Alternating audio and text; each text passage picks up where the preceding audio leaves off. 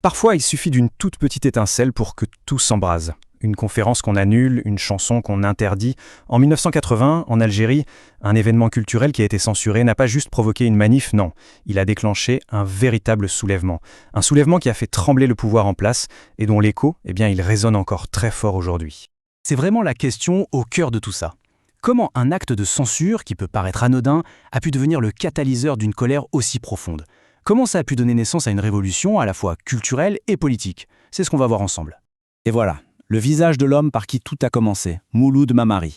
C'était pas n'importe qui, C'était un intellectuel très respecté, un grand romancier, mais avant tout un immense défenseur du patrimoine et de la langue berbère, le tamazite.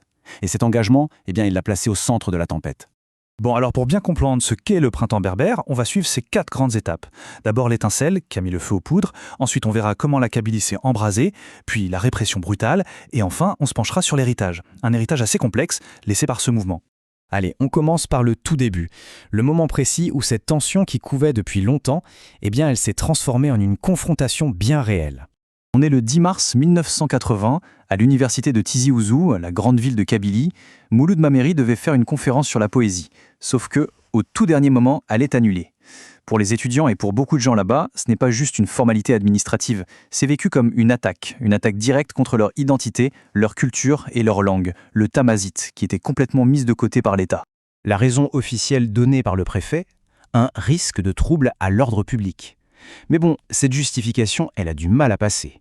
Tout le monde y voit plutôt un prétexte pour faire taire toute expression de l'identité berbère, une identité que le pouvoir voyait comme une menace pour son projet d'un État-nation uniforme.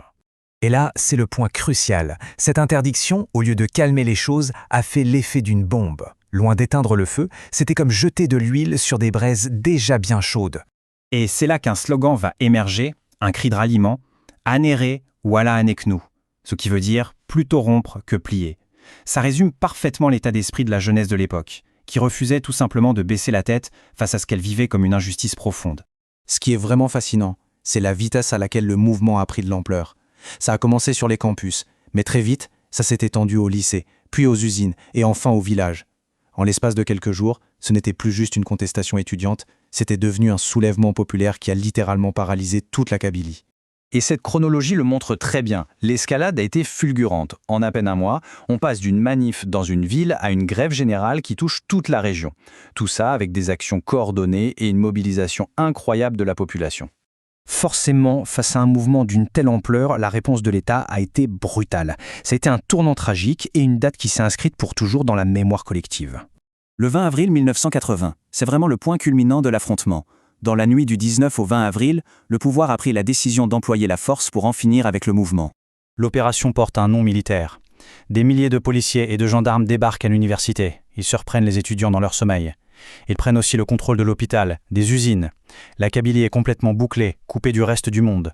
Plus de communication, la région est en état de siège. Le bilan de cette nuit-là est très lourd.